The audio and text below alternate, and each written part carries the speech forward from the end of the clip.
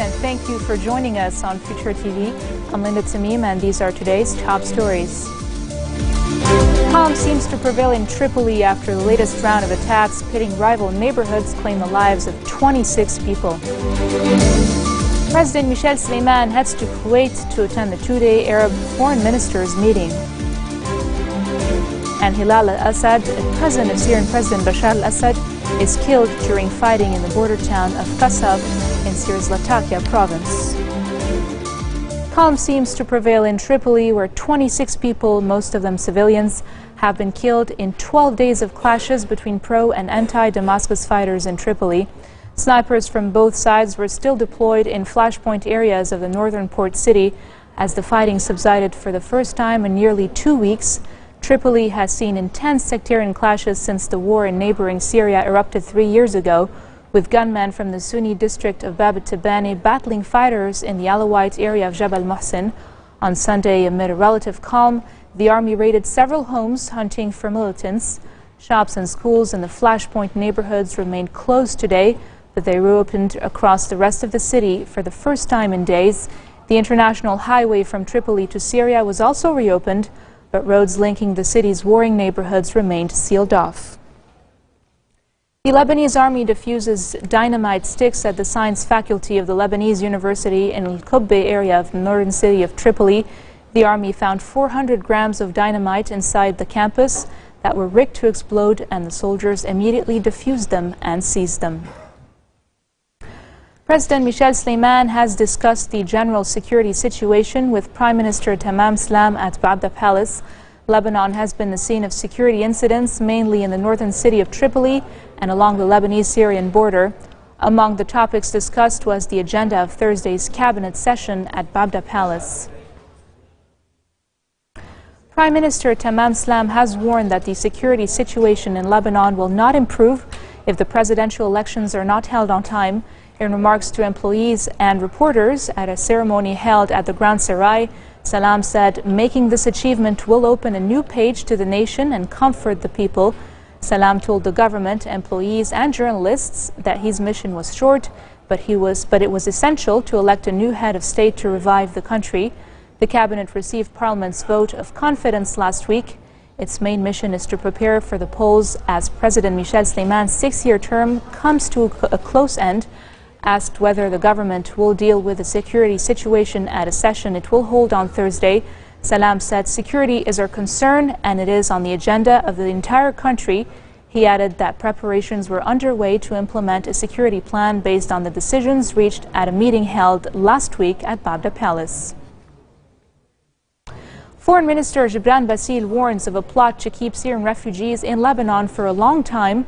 Bassil urges the government to set up camps for Syrian refugees outside of Lebanese territories after attending the Arab Foreign Ministers Summit held in Kuwait. He also demands a halt to the flow of Syrians into Lebanon to redistribute them among countries neighboring Syria. The minister reiterates that Lebanon has suffered the most in all fields from the conflict in Syria. He also warns of a plan for the refugees to equip themselves militarily in order to carry out attacks beyond Lebanese borders. Bassil therefore highlights the importance of supporting the Lebanese army in combating terrorism, praising the Arab pledge to back it. Bassil announced that the foreign ministers agreed to support the army in its resistance against Israel and fight terrorism. This entails bolstering it financially and providing it with the necessary equipment in accordance to the international initiatives. The Arab foreign ministers held their meeting in Kuwait ahead of the two-day Arab League summit that will kick off on Monday, which is today, in which President Michel Sleiman will take part. Speaker Nabih Berri says he has formed a committee of lawmakers from his parliamentary bloc that will work in parallel with his own efforts to ensure the presidential elections are held on time. Berri adds that the committee will work with contacts and consultations that he will have with relevant sides to secure the right conditions to hold this parliamentary session and elect a new president within the constitutional deadline. Berri states that the committee, made up of members from his development and liberation bloc, will hold consultations with the rival political groups over the presidential election, which is due this spring. President Michel Sleiman's 6-year term ends in May. but the 2-month constitutional deadline for Parliament to meet and elect a new head of state starts in March the 25th.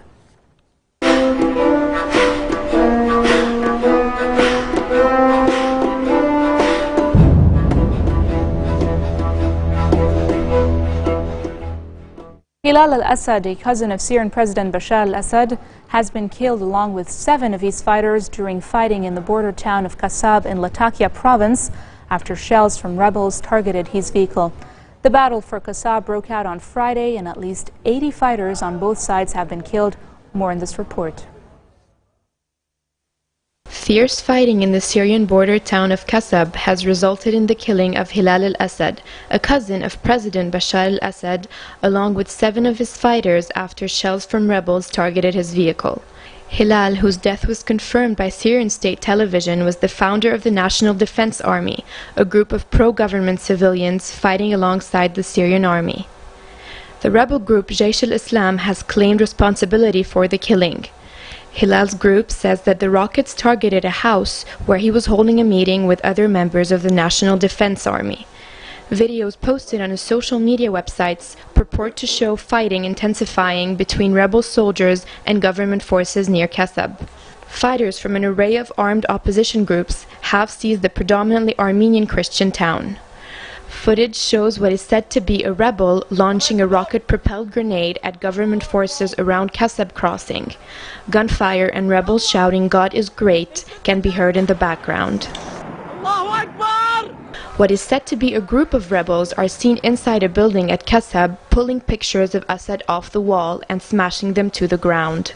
The British-based Observatory for Human Rights says regime troops set fire to several wooded areas surrounding Kasab. Fighting in Latakia is part of the Anfal campaign announced by the Nusra Front and the Islamist militias Ahrar al-Sham and Ansar al-Sham. Rebels also fired 3 rockets into the city of Latakia, the main hub for the operation to ship out materials from Syria's chemical weapons program for destruction.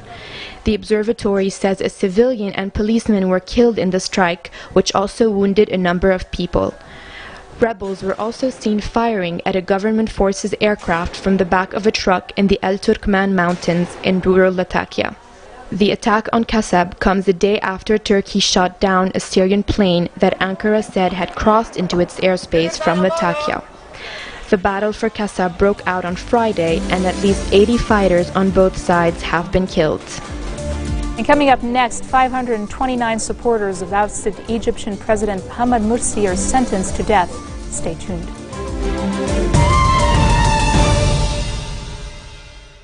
Welcome back. A court in Egypt convicts 529 supporters of ousted Islamist President Mohamed Morsi and sentenced them to death on charges of murdering a policeman and attacking police in one of the largest mass trials in the country in decades. The majority of the defendants were tried in absentia, while more than 150 stood trial in unprecedentedly rushed hearings that lasted only 2 days. 16 suspects were acquitted. Lawyers believe the verdicts and the sentences are likely to be overturned on appeal after the trial ended in the city of Minya, north of Cairo. The mass nature of the trial testifies to the determination of Egypt's military-backed government to break the Muslim Brotherhood's group and leave no room for political reconciliation with the country's largest Islamic bloc, from which Morsi hails. On Tuesday, another mass trial against Morsi's supporters opened, also in Minya, with 683 suspects facing similar charges. The defendants in that case include Brotherhood leader Mohamed Badia, who also faces multiple other trials, and senior members of the group from Minya.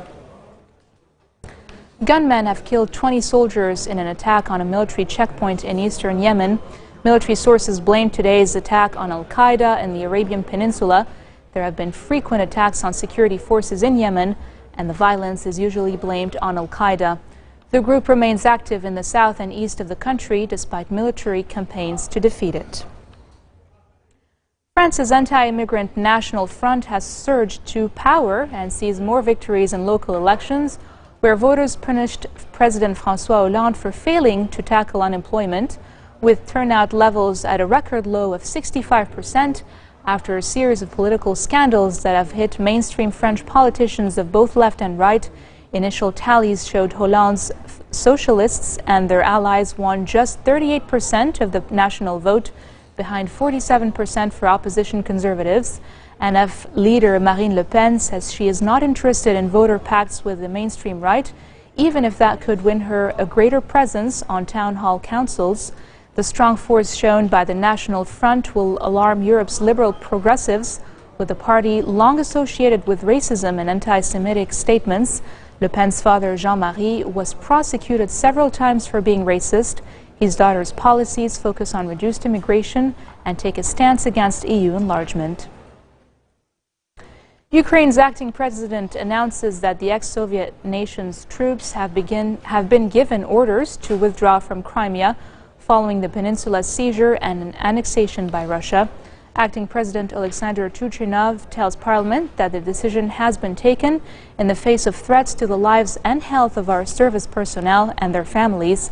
His comments come after Russian troops entered a key Ukrainian marine base near Feodosia, crowning a gradual takeover of Ukrainian military facilities on the peninsula. Ukraine's defense ministry confirms that Russian forces have stormed a Ukrainian military base on the Crimean peninsula and took 2 servicemen captive. The ministry adds that when Russia troops seized the marine base in the port of Feodosia, they detained up to 80 Ukrainian servicemen on site and took 2 injured others away by helicopter. Russian forces have seized Ukrainian ships and most military bases in Crimea. And now for news around the world in brief. U.S. President Barack Obama takes his hard line on Russia to Europe this week, and we'll see how far European allies are willing to go to stop Moscow from moving deeper into Ukraine after annexing Crimea. Leaders of the G7 nations are to hold talks on the sidelines of a nuclear security summit in The Hague, which will also be attended by Russian Foreign Minister Sergei Lavrov. An annual student parade in the Greek capital Athens looked more like a police exercise as thousands of police officers filled the capital to protect the parade from disgruntled workers. Greece's Independence Day is on March 25th, celebrated by students' parade the day before and a military parade on the day. Fears of protests by unemployed workers sparked draconian security measures. The 1-hour parade in central Athens was enforced by 3,000 police officers on the streets. Taiwan riot police use water cannon to disperse hundreds of demonstrators who have stormed government headquarters, protesting against a controversial China trade pact. At least 61 people were arrested.